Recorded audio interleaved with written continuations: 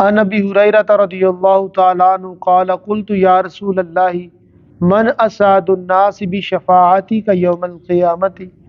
حضرت ابو ہریرہ رضی اللہ تعالی عنہ روایت کرتے ہیں کہ میں نے نبی پاک صلی اللہ علیہ وسلم سے ایک مسئلہ پوچھا، ایک سوال کیا، یا رسول اللہ قیامت والے دن آپ کی شفاعت کا سب سے زیادہ حقدار کون ہوگا؟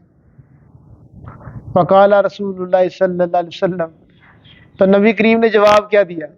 آپ نے فرمایا لقد ظننت یا ابا ہریرہ اللہ یسألنی عن ھذا الحدیث احد اول منک۔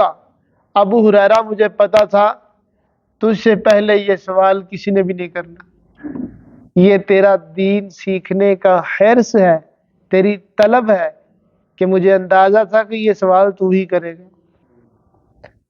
اسعد الناس بشفاعتی یوم القیامت من قال لا الہ الا اللہ خالصا من قلبہ و نفسہ۔